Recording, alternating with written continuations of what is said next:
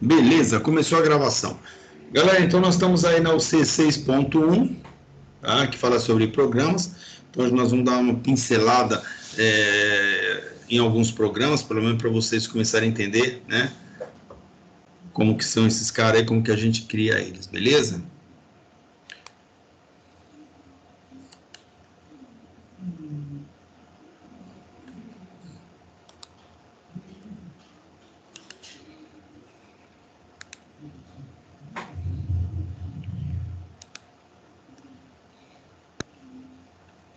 Ontem nós já falamos, né, das NRs, né, lembra? Nós esmiuçamos as NRs que falam sobre programas, que têm seus programas específicos, né?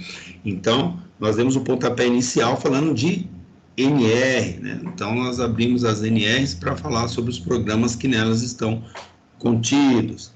E hoje a gente vai falar um pouquinho delas, assim, abrir um pouquinho mais, tá? Então, nós temos aí os programas de segurança do trabalho, nós temos o PPRA, que está lá na NR9, nós temos o PCMAT, que está lá na NR18, o PGR, que está lá na NR22, e também outro PGR, que está lá na 31. Temos também outros programas aí que a gente vai discutir também. Então, primeiro, quais as vantagens de você fazer um programa? O que você ganha em fazer um programa, né? Talvez isso esteja até na cabeça de vocês, ou quando vocês forem desenvolver, alguém chega para vocês e fala, mas por que eu tenho que fazer isso aqui? O que eu ganho com isso, né?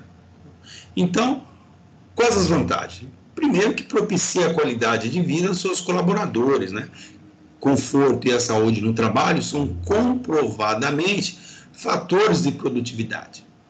Os custos com ausência por doenças e também as suas implicações previdenciárias e legais são muito maiores que o investimento nos programas de segurança e saúde no trabalho, determinados pela legislação. Tá? Então, nós já sabemos, nós já vimos que sai muito mais barato a gente fazer prevenção do que apagar fogo, né? Você não faz nada, daqui a pouco um funcionário se acidenta, você fica sem ele, você vai ter que contratar outro, o camarada não tem a mesma habilidade, acaba estragando sua produção e quebrando máquina e por aí vai. Então, se você colocar na balança, é muito ruim. Outra vantagem é que previne indenizações trabalhistas em grande parte, né? Tem algumas até que são milionárias. Previne os dirigentes da empresa, como pessoas físicas, da sua responsabilidade criminal, bem como a empresa de sua responsabilidade civil, no caso de ação judicial.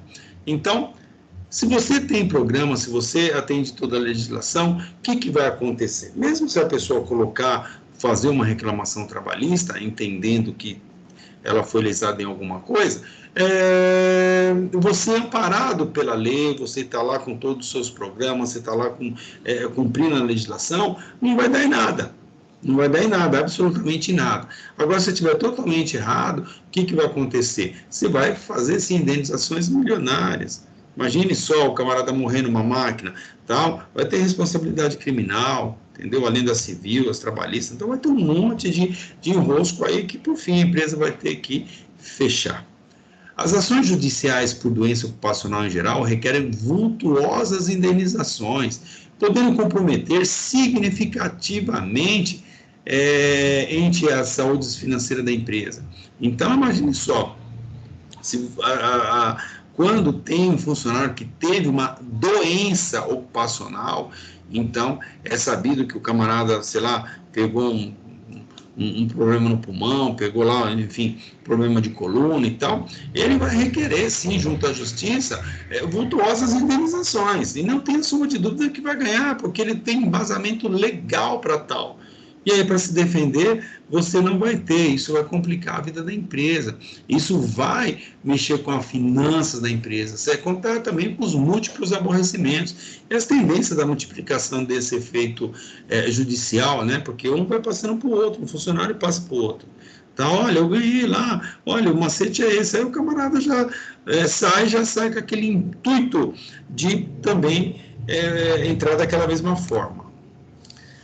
A NR9, né, nós já falamos ontem, mas vamos falar mais um pouco sobre os objetivos e a parte da legislação. Então, o PPRA, Ele é um programa estabelecido pela norma NR9 da Secretaria de Saúde e Segurança e Saúde do Trabalho do Ministério do Trabalho. Esse programa tem por objetivo definir uma metodologia de ação que garanta a preservação da saúde e também a integridade dos trabalhadores face aos riscos existentes no ambiente de trabalho. Essa legislação de segurança do trabalho brasileira, ela considera que riscos ambientais, como agentes físicos, químicos, biológicos, sejam considerados fatores de riscos ambientais.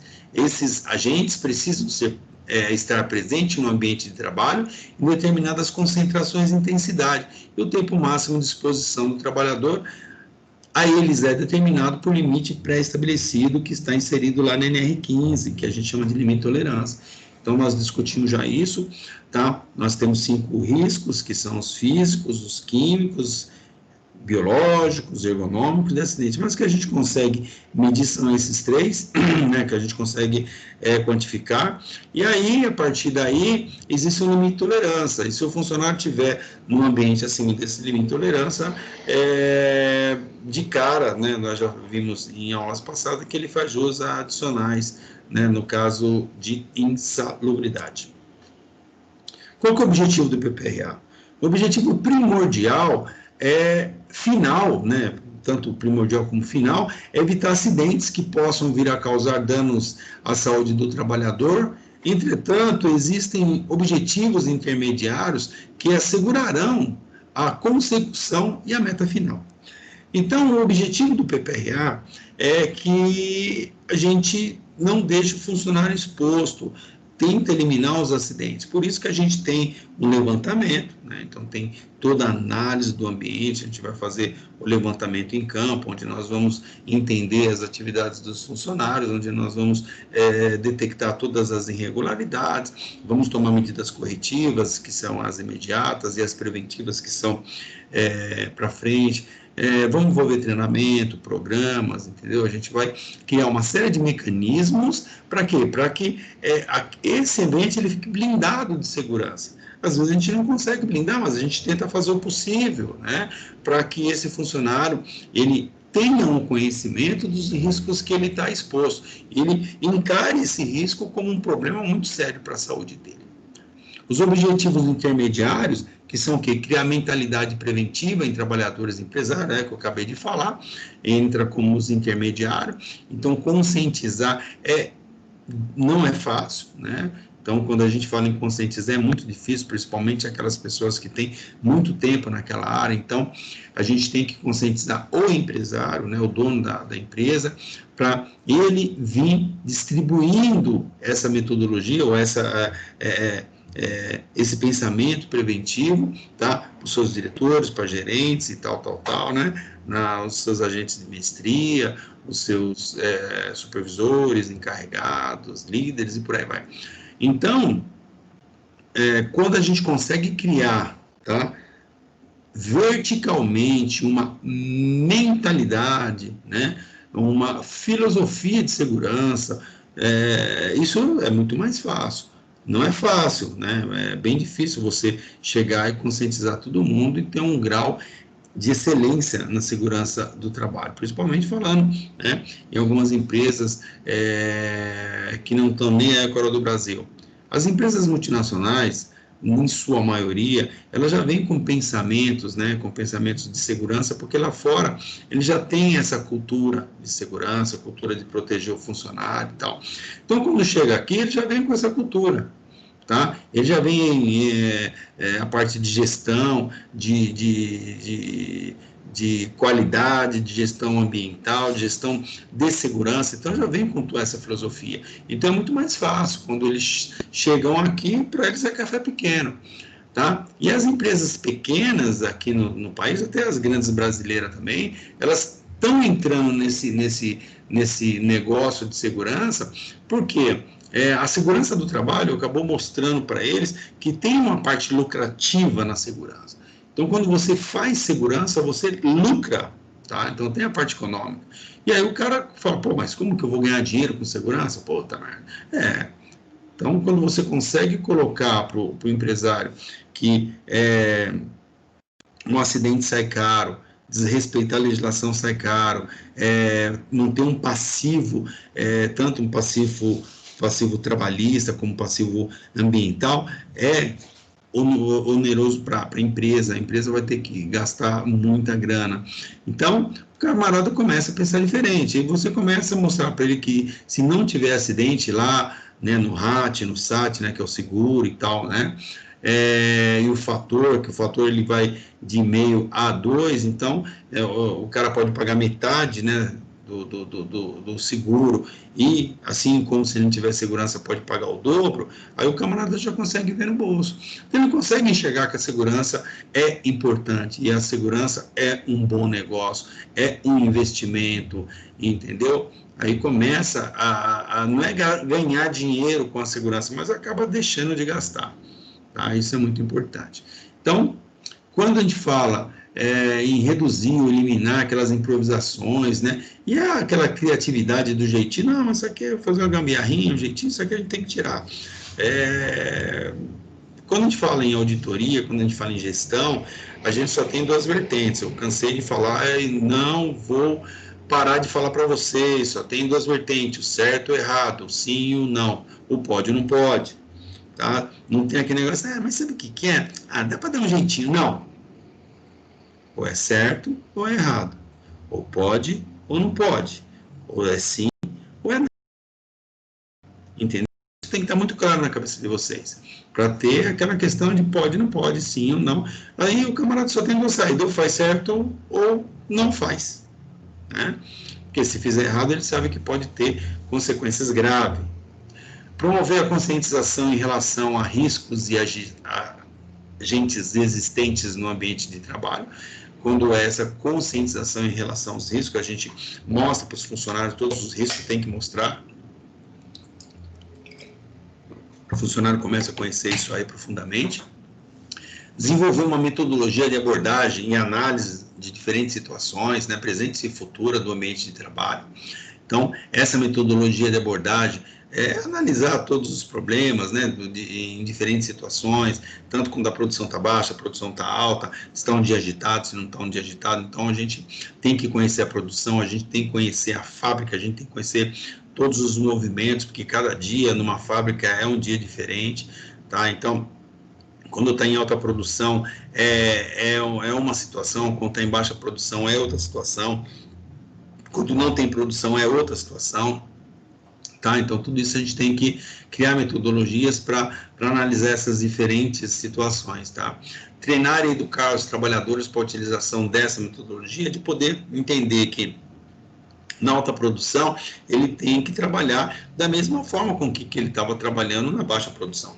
O trabalho dele tem que ser contínuo, né? Porque aumentou a produção, que eu vou acelerar o meu trabalho, que eu vou sair correndo, desembestado. O que a gente sugere é que nas altas produções que contrate mais mão de obra. Tá? Não pode explorar um funcionário, porque é sabido que se explorar, com certeza ele vai sofrer um acidente. Isso é fato. A NR9 fala do PPR-A, estabelece os parâmetros mínimos e também as diretrizes gerais a serem observadas na execução do PPR-A, podendo os mesmos ser ampliados mediante negociação coletiva do trabalho.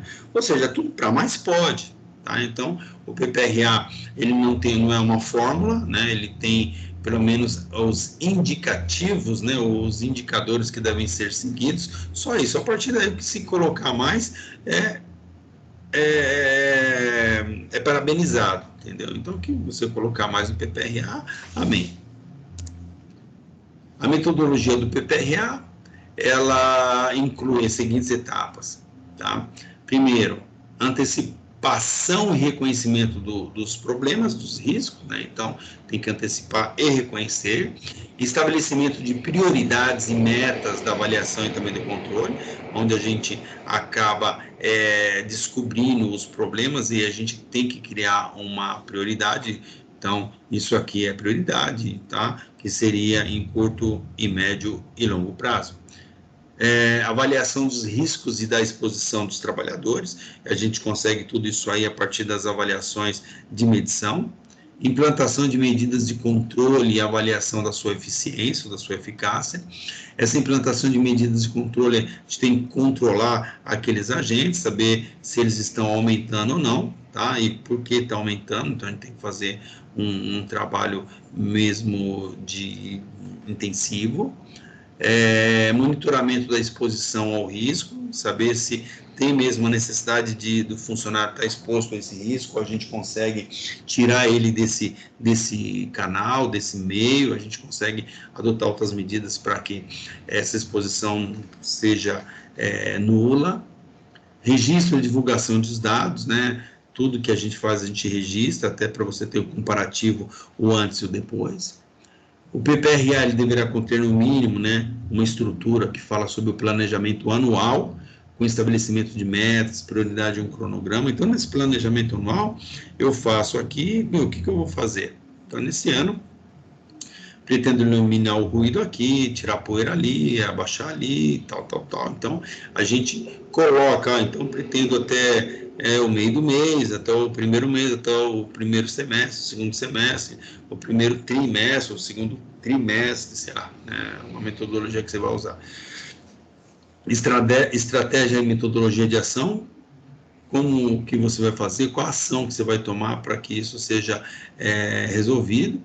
Forma de registro, né? Como que você vai registrar esses eventos, né? Em formulário próprio, ou em um formulário que existe no mercado, enfim. Tá? E como que você vai divulgar essas informações para o funcionário, a partir da CIPA, a partir de quadro à vista, a partir de quadro de aviso, no Lerite, sei lá. Periodicidade e forma de avaliação do PPRA, então a periodicidade, ele fala que deve ser feito pelo menos uma vez por ano, né? E no máximo, né, uma vez por ano, e a forma de avaliação do desenvolvimento, como que você vai fazer isso também, como que é essa forma que você vai fazer este levantamento.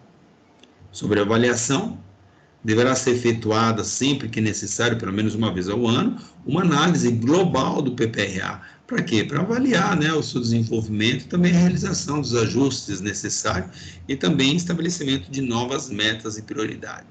É lógico que a gente não se finda terminando o PPRA. Lembre-se que nós trabalhamos com melhoria contínua. O que é melhoria contínua? A cada dia você tem que melhorar. A cada dia você tem que melhorar o que você faz. A cada dia você tem que ser melhor. A cada trabalho você tem que ser melhor. A cada projeto você tem que ser melhor. A cada palestra você tem que ser melhor.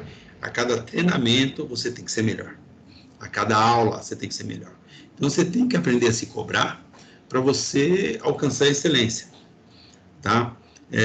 A excelência é sublime, é uma coisa maravilhosa quando você consegue chegar à excelência, que você faz o seu trabalho com êxito e você consegue os seus resultados, que você consegue ter lá, né, uma gratificação em saber que, pô, eu fiz um trabalho e fiquei tanto tempo sem acidente.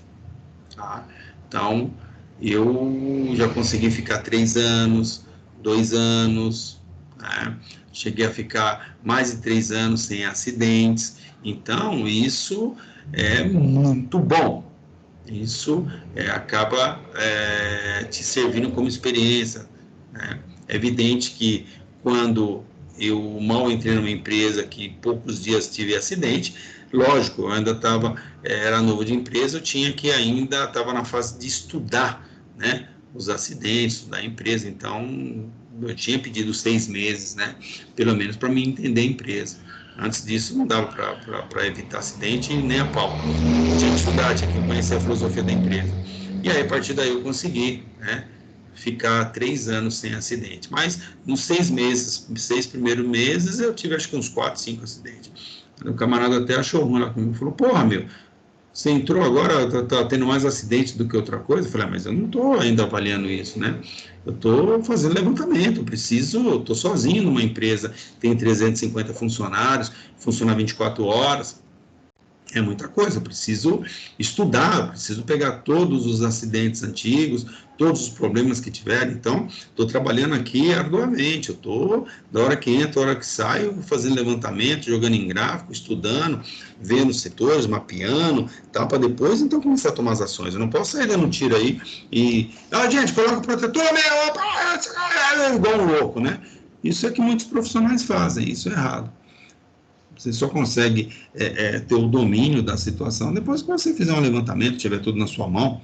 Então, eu sei exatamente quantos acidentes teve, né? Então, puxei de 10 anos para trás a incidência de acidentes, os departamentos que tinha mais acidente, o dia da semana, e a máquina que tinha mais acidente, e aí eu depois fui conhecer máquina por máquina, tirar foto máquina por máquina, conhecer máquina por máquina, conversar com o operador, o que essa máquina faz, quais os problemas dela, os perigos, fui mapeando, pegando função, olhando PPRA e isso é demorado. Fiquei 6 meses arduamente para levantar. Depois aí, eu sabendo o problema, aí então você já ataca na causa, né? Sabe, aqui tem ruído, então aqui tem ruído porque não está enclausurado, tira essa máquina daqui, põe para lá, tira esse compressor dentro da produção, tira fora e coloca ar comprimido, né, em rede, e você vai resolvendo o problema, tá? Então, tem que ter esse tempo para você conhecer. Então, esse PPRA, por isso que ele faz uma vez ao ano, né, voltando aqui no PPRA, essa análise global para avaliação e desenvolvimento das realizações dos ajustes. Então, tem que ser ajustado. Melhoria contínua. Então, você vai melhorando. Todo ano melhora, todo ano melhora, todo ano melhora, todo ano melhora. A obrigatoriedade da implementação do PPRA, primeiro que a lei define que todos os empregadores e instituições que admitem trabalhadores como empregados são obrigadas a implementar o PPRA. Talvez você pergunte assim, pô, professor, já é uma terceira ou quarta vez que eu vejo você falando assim, empresas que têm empregador, como que é? Que tem... que a lei define que todos os empregadores e instituições que admitem trabalhadores como empregados. Pô, professor, mas não entendi. Por quê, gente? Quando é funcionário público, é outra coisa. Então, ele é estatutário, ele não é CLT. Essas legislações, quando a gente fala que a empresa tem como trabalhadores seus empregados, tá? Que são regidos pela CLT, é isso. Os outros são estatutários, são funcionários públicos. Funcionários públicos não seguem a CLT, tá? Então, em poucas palavras, eles não são obrigados a ter esses documentos, tá bom? Então, se tiver funcionários CLT, aí tudo bem, aí tem que ter. Existem algumas empresas que são mistas, né? Mesmo sendo funcionário público, algumas instituições governamentais, mas tem funcionários como empregados, tá? Um exemplo, a Caixa Econômica Federal, Banco do Brasil, Petrobras, tá? Então, tem funcionários, eles são concursados, mas são regidos pela CLT. Bom, então, esses casos aí, o camarada, eles são empregados regidos pela CLT.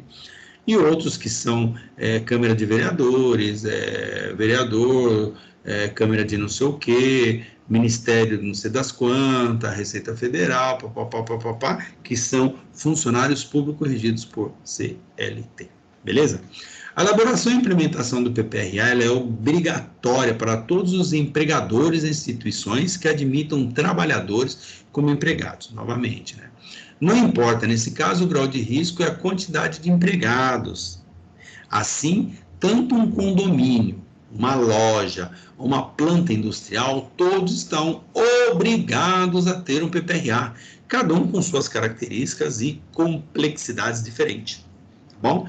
Então, todas a empresa. Como que eu sei que é empresa, professor? Tem no CNPJ. Toda empresa que tiver o seu CNPJ, tiver funcionário, tem que ter PPRA, ponto. Tá bom? Professor, eu tenho uma empresa, eu sou microempresário, eu não tenho funcionário. Preciso? Não. Aqui a lei está falando que não. Tá? Só que instituições que admitam trabalhadores como empregados. Aqueles que não cumprirem as exigências dessa norma estarão sujeitos a penalidade, que variam de multas até interdições. A legislação é muito ampla com relação ao PPRA. As atividades, o número de estabelecimentos sujeitos à implementação desses programas são tão grandes que torna impossível a ação da fiscalização. Em decorrência disso, muitas empresas simplesmente ignoram a obrigatoriedade do mesmo, tá? Então, muitas empresas, elas não cumprem a legislação, elas, né, desconhecem, às vezes tem um escritório de contabilidade que fala, isso não dá nada, e os caras vão empurrando. Isso é muito ruim. Deveria ter todas as empresas aí seus programas, às vezes até tem para inglês ver, tá? O escritório de contabilidade manda alguém fazer, o camarada faz lá um PPRA e deixa lá só para inglês ver. Se tiver fiscalização, o cara mostra. Aí todo ano você vai trocar na capa e mudando a data. E a responsabilidade da elaboração do PPRA? A norma regulamentadora não especifica qual é o profissional, porém as atribuições estabelecidas para a gerência do PPRA mostra que ele deverá estar sob a coordenação de um engenheiro de segurança ou um técnico de segurança do trabalho, dependendo das características da empresa ou estabelecimento, né? As atribuições do engenheiro de segurança do trabalho estão na resolução 359 do CONFEA, né, de 31 de julho de 91. Então, nós estávamos falando isso, né, sobre fazer, se pode, não pode, né? Então nós discutimos essa questão. Então está aqui mais um ponto, né? Deverá estar sob a coordenação do engenheiro de segurança ou de um técnico, tá? Então, sobre a coordenação. A CIPA pode elaborar um PPRA? Não. A CIPA deve participar da elaboração do PPRA, discutindo em suas reuniões, propondo ideia e auxiliando na sua implementação. Entretanto, o PPRA é uma obrigação legal do empregador e, por isso, deve ser de sua iniciativa e responsabilidade direta, tá? Então, a CIPA não pode, tá? Então, fica pessoas que têm condições, né, que seriam voltadas para a segurança, que seriam técnico de segurança, ou engenheiro de segurança, ou médico, né? O médico aí também faz PPRA. Opção de implementação do programa. Para uma grande indústria que possui um organizado serviço especializado de segurança, a elaboração do programa não constitui nenhum problema, pois um supermercado ou uma oficina de médio porte, que por lei não necessita manter um SESB, isso poderá vir a ser um problema. Então, imagine só, uma empresa grande que tem seu SESMIT completo, para fazer um PPRA é coisa, um café pequeno, a gente faz assim com o olho fechado. Mas uma oficina mecânica, né, que tem 3, 4 funcionários, né, ou 2 funcionários, ou um açougue que tem 2 camaradas, tal, uma padaria, isso fica um pouco mais complicado, né? Porque aí vai ter que contratar uma assessoria, né, uma empresa que vai te assessorar para fazer todos esses documentos relacionados à segurança do trabalho, tá? Para ele andar tudo certinho, direitinho.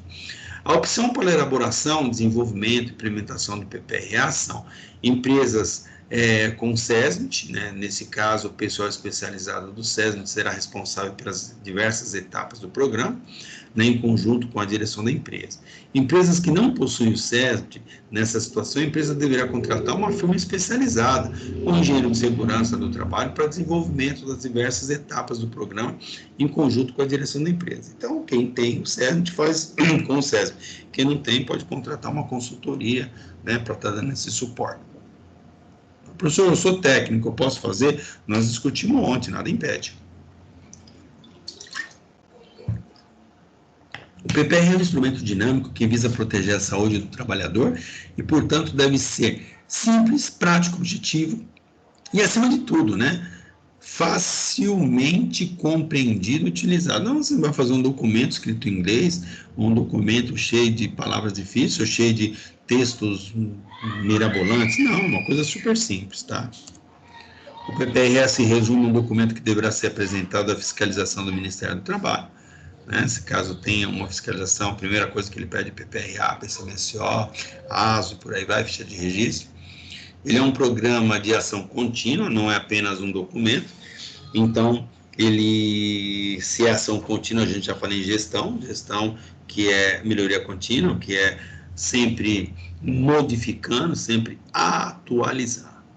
O documento base, previsto na estrutura também do PPRA, e que deve estar à disposição da fiscalização, é um roteiro das ações a serem empreendidas, né, para atingir as metas do programa. Então, quando a gente fala que o documento base, é o que você vai dizer, olha, eu tenho tal problema e eu vou solucionar dessa forma, eu tenho tal problema, eu vou solucionar dessa forma, eu tenho tal problema, eu vou solucionar dessa forma, em prazo X, em prazo Y, em prazo Z.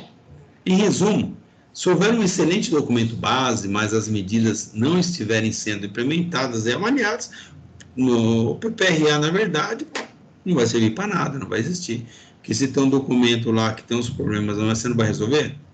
O PPRA não é só para mostrar o problema. Cansei de ver isso. O PPRA é só mostrando o problema. Tá, e aí? Ó, aqui tem tanto de ruído.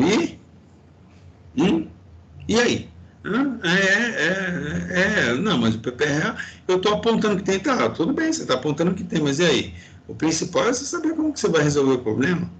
O problema você já levantou. Beleza, tá, tem ruído. E aí, filho? Você só vai falar para mim que tem ruído, você não vai falar o que você vai fazer para amenizar isso? Senão, não tem sentido fazer um PPRA. O que deve ser feito primeiro? O PPRA ou o PCMSO? Sendo programas de caráter permanente, eles devem coexistir nas empresas e instituições, com as fases de implementação articuladas. No primeiro ano, entretanto, o PPRA deverá estar na frente para servir de subsídio para o PCMSO. No segundo, segundo a NR7, lá no 724, o PCMSO deverá ser planejado e implementado com base nos riscos à saúde dos trabalhadores, especialmente os identificados nas avaliações previstas nas demais NR. Então, é claro que o PCMSO só pode ser feito depois do PPRA, tá?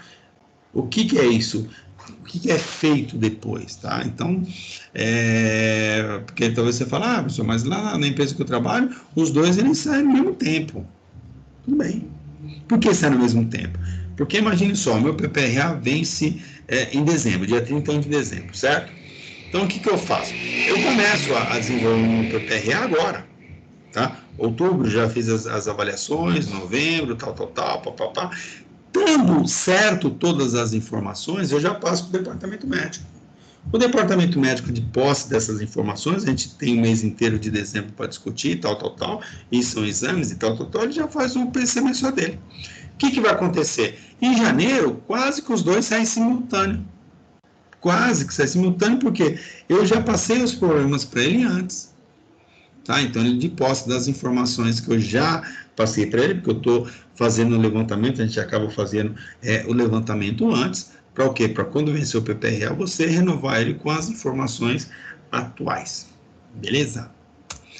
O PPRA, o PCMSO, abrange todas as exigências legais e também garante a segurança e saúde dos trabalhadores. Tá? Então, o PPRA e o PCMSO, eles abrangem todas as exigências legais, também garante a segurança e também a saúde dos trabalhadores? Não garante tudo, não atende toda a legislação, né? Então, segundo a NR9, lá no seu item 913, o PPRA é parte integrante de um conjunto mais amplo das iniciativas da empresa no campo de preservação da saúde e da integridade dos trabalhadores, devendo estar articulado com o dispositivo nas demais NRs, em especial com o PCMSO, lá previsto na NR7. Então, ele abrange toda a exigência? Não, ele não vai abranger todas as exigências. Não é eu só fiz o PPRA, o PCMSO, está tudo certo. Não, tem outras normas que eu também tenho que atender. Tá bom? E o PCMAT? O PCMAT, que é o Programa de Condições e Meio Ambiente de Trabalho na Indústria da Construção, primeiro que é um plano que estabelece condições e diretrizes de segurança no trabalho para as obras, né, e atividades relativas à construção civil, em quais obras é necessária a elaboração do PCMAT? A obrigação da elaboração e implantação do PCMAT em estabelecimentos, incluindo frente de obras, com 20 trabalhadores ou mais. Tá? Então, 20 ou mais tem que ter o PCMAT. Se contempla os itens da NR9, tá? Então, contempla os itens, ele substitui o PPRA. Mas por quê? Ele contempla os itens da NR9, ou seja, ele vai pegar toda a NR9, mas algumas informações que está lá prescrita no PCMAT, tá? Que era de vivência, que é a parte de bebedouros, parte de higiene, né? Que a gente fala lá da NR24, o conforto, né? Então, vai juntar esses dois e pronto, já era. E o PGR? O PGR que nós vimos. Então, é um programa de gerenciamento de risco, né? Nós temos lá na NR22, que é da mineração. Ele é obrigatório para empresas que trabalham com mineração e atividades afins. Informações de segurança de processo, revisão dos riscos de processo, gerenciamento das modificações, manutenção e garantia da integridade de sistemas críticos, procedimentos operacionais, capacitação de recursos humanos, investigação de incidentes, plano de ação de emergência, auditoria, saúde dos trabalhadores. Se contempla os itens da NR9 e substitui o PPRA. Então, lá no PGR, ele tem tudo isso e mais tudo que fala no item da NR9. Então, ele é bem mais completo. É o que eles querem fazer agora, né? Que já está tudo certo para ser implementado no dia 21 de março do ano que vem.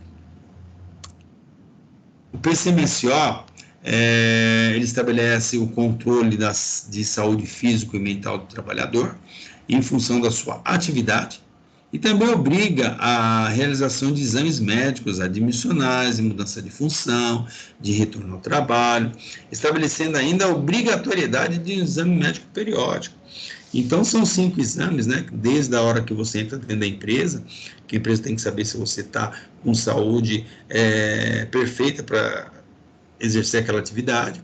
Depois tem um periódico, que a lei fala abaixo de 18 anos e acima de 45, a cada 2 anos, e entre esse, uma vez por ano, e de 18 a 45 a cada 2 anos, ou a critério da empresa. Então, a empresa quer fazer a cada 6 meses, ela faça. As empresas com até 25 empregados não estão obrigadas a manter o médico coordenador do PCMSO, estando ainda desobrigadas à elaboração do relatório anual, como estão obrigadas à realização de exames médicos acima mencionados. A obrigação poderá ser cumprida mediante convênio com empresas especializadas credenciadas em medicina do trabalho. Então, no PCMSO fala que não tem a obrigatoriedade, né, de pequenas empresas aí que tem poucos funcionários, tá? Então, até 25 funcionários não tem a necessidade, entendeu? Mas eu já vi muitas empresas que falam, não, eu vou fazer o meu PPRA, quero fazer meu PCMSO, quero sim fazer exames dos meus funcionários e quero dar uma vida mais saudável para eles. É justo, né? Mesmo que a lei não fale, não precisa, mas eu quero. Então, o que for a mais, amém. Atividades previstas no PCMSO, né? Avaliações médicas no admissional, periódica, mudança de função, retorno ao trabalho, né? E demissão. Tem que dar o ASO, né? Que é uma cópia fica com o funcionário, uma cópia com a empresa e uma cópia com o departamento médico. Deve fazer relatórios estatísticos, né? O departamento médico acaba fazendo relatório estatístico dizendo como que está a saúde, né, da empresa. Isso é super importante, né? Um dia você for gestor, você tem que saber disso aí, como que está a saúde da minha empresa. Como que está? Preciso saber tudo que está acontecendo. E arquivos de exames. Ele arquiva todos os exames para ter a vida laboral, né, ou a vida clínica, né, a vida médica do funcionário lá arquivada. O PCMSO, o que são exames clínicos e complementares? Esses exames clínicos ou avaliação médica são aqueles realizados pelo médico no consultório, e os exames complementares são os realizados em laboratório ou por outro profissional com o objetivo de prevenir doenças ocupacionais. Então, normalmente faz o exame clínico, né? Então o médico vai lá, dá uma olhada em você, né? Sua mão abaixa, levanta, tal, faz aquele visual, né? Aquele exame clínico, apalpa aqui, apalpa ali, tal. E aí faz os complementares. Complementar um exame de sangue, urina, fezes, um raio-x, uma espirometria, uma audiometria, acuidade visual, até mesmo exame de sangue, um eletro, um encéfalo, sei lá o que precisar, né? Então vai depender do médico, o médico que determina. Esclarecimento quanto aos exames complementares. Então, exames complementares são todos exames que exigem equipamentos específicos e que são realizados para complementar o atendimento médico, né? Que eu acabei de falar, audiometria, exame de sangue e tal, né? Esses aí são os complementares. Nós temos o PPR, né? Então, dentre aquele montão de programas que nós vimos, algum PPRA, PCMAT, PCMSO, PGE, tem um programa de proteção respiratória. Esse programa de proteção respiratória, ele constitui um conjunto de medidas práticas e administrativas que devem ser adotados com a finalidade de adequar a utilização dos equipamentos de proteção respiratória. O objetivo desse programa é dar proteção contra doenças ocupacionais provocadas por inalação de poeiras, fumos metálicos, névoas, fumaças, gases e vapores. O presente documento encontra-se de acordo com a Instrução Normativa 1, de 11 de abril de 1994, do Ministério do Trabalho e Emprego, o qual estabelece a obrigatoriedade da implementação do PPR em todo estabelecimento de trabalho onde for necessário o uso de equipamento de proteção respiratória. Então, imagine só, se eu tenho um local que eu tenho problemas com poeira, fumos, névoas, fumaças e tal, né, tem esses problemas, são sérios, eu tenho que ter um programa de proteção respiratória. Tá? Eu tenho que ter esse programa. Para quê? Para monitorar esses funcionários, para ver melhores equipamentos para ele, para que eles não tenham problema de saúde, que não tenham doenças ocupacionais. Tá? Assim como o ruído, se trabalha no local que tem muito ruído, a gente acaba fazendo um programa de proteção auditiva, ou um programa de proteção, de prevenção da surdez, sei lá, você cria um nome aí, mas são programas que a gente faz conforme a exposição. Então, se eu tenho muito problema de ruído, eu vou fazer um programa para proteção do ruído. Se eu tenho programa aqui, que no caso é a respiratória, eu faço programa de proteção respiratória. Eu tenho radiologia, então eu faço programa de proteção radiológica. Eu tenho, sei lá o que, eu faço programa de proteção de sei lá o que. Tá bom? Então, isso é importante, porque aí, como tem bastante problema daquilo, eu vou desenvolver um programa para aquilo. O PCA, um programa de conservação auditiva, tá? É outro nome, também eu tinha falado do programa de proteção e tal, tem o PCA. O PCA, ele envolve a atuação de uma equipe multiprofissional, pois não são necessárias medidas de engenharia, medicina, fono, audiologia, treinamento e administração. Então, envolve aí, né, um monte de profissionais, porque são necessários, né, agente da segurança, pessoal da medicina, fonos, né, treinamentos também, a parte de administração, porque às vezes a gente vai ter que trocar o cara de horário, tirar do posto, passar para o outro. Esse PCA, Programa de Conservação Aditiva, ele deverá conter basicamente as seguintes etapas: avaliações ambientais, né, que essa avaliação é lá no laudo técnico das condições do ambiente de trabalho, controle de engenharia e administrativo, que é aquela questão da gente tentar sumir com o risco, né, neutralizar o ruído, alguma coisa dessa forma, não dando, a gente entra na questão administrativa, reduzindo a carga ou fazendo com que o funcionário saia daquele ambiente. Controles audiométricos, seleção de equipamento de proteção, né, educação e motivação, conservação e de registros e avaliação da eficácia também do programa. Quando você faz um programa, você tem que saber se seu programa ele está sendo eficiente ou não. E outros programas, né? Então tem mais um monte de programas aí que a gente pode desenvolver, tá? Como até mesmo programa de proteção de máquinas lá na NR12, né? Então o PPRPS, que é o Programa de Prevenção de Riscos, Imprensas e similares. Então, tem um monte de programas, tá? Por hoje é só, galera. Hoje a gente só vai falar até aqui sobre esses programa, pelo menos uma introdução um pouquinho melhor aí para vocês entenderem, né, para ir se aprofundando aí na informação sobre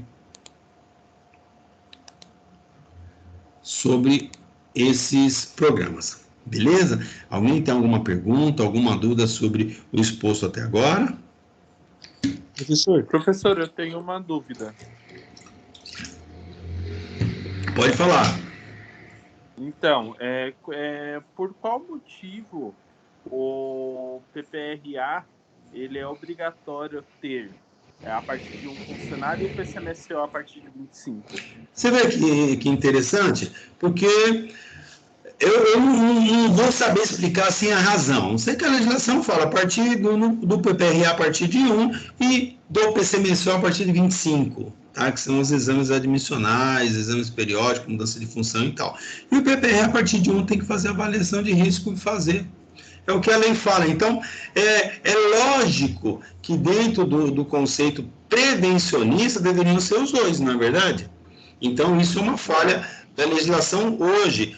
Pode ser que daqui para frente, com o social e tal, eles mudem e falem assim, não, tem que ter os dois, essas duas ferramentas, que agora vai ser o PGR, né? Então, com certeza vai ser o PGR e pode melhorar o PCMSO. Por quê?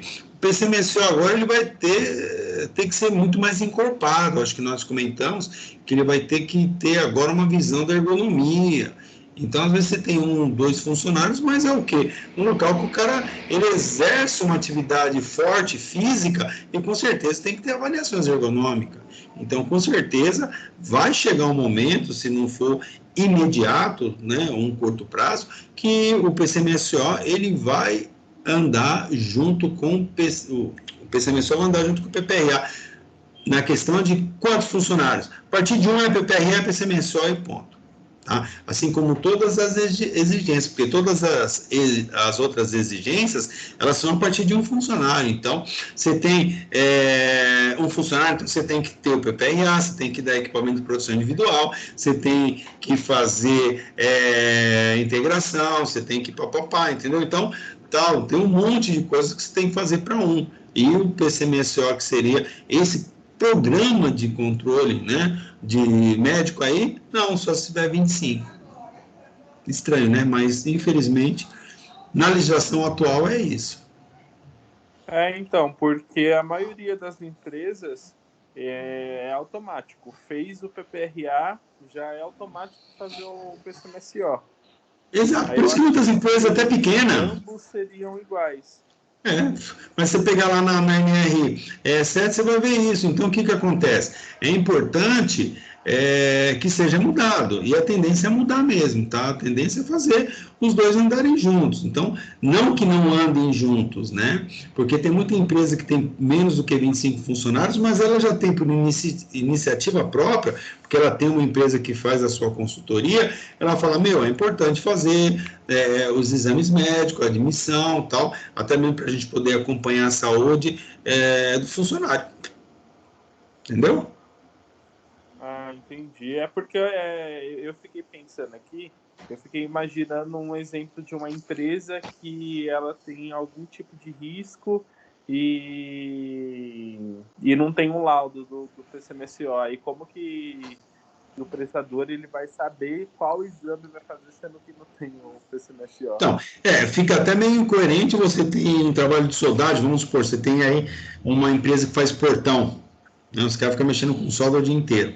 E aí você tem lá, tem 5 funcionários, né? Então, imagina, você tem 5 funcionários, não tem exigência do PCMSO, mas tem do PPRA. No PPRA você vai lá e vai fazer a avaliação quantitativa que deu fumos metálicos. Então, deu um monte de fumo metálico, você vai fazer a recomendação do quê? De uma máscara da adequada, PPP, óculos, não sei das quantas, pela radiação não ionizante, e papapá, você vai, né? Fazer todos esses comentários no PPRA. Só que é importante ter um PCMSO para fazer uns exames, tanto exames clínicos como exames complementares, para saber se o cara não está tendo um problema de saúde grave. Tá? Porque o cara não usa máscara, ele vai inalar esses fumos metálicos, vai para o pulmão dele e o cara vai ter um problema seríssimo. entendeu?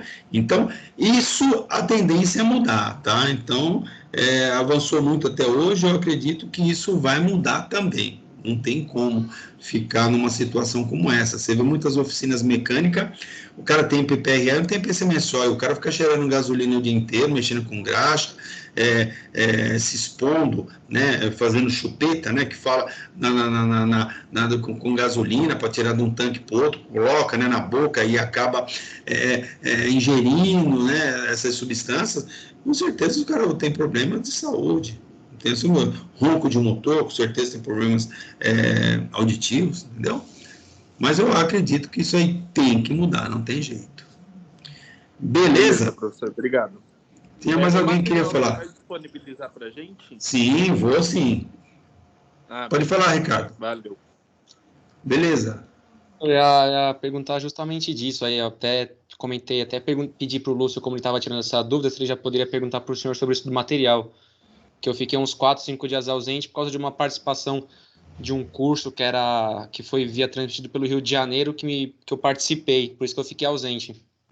Beleza. Não, isso aí eu vou mandar para vocês. Eu mandei uns filmes, né? Mandei algumas coisas aí, mas desse material eu não mandei nada. Eu vou mandar sim, fica tranquilo que eu vou mandar. E eu preciso o seguinte, eu preciso que a galera dê um sinal de vida, tá?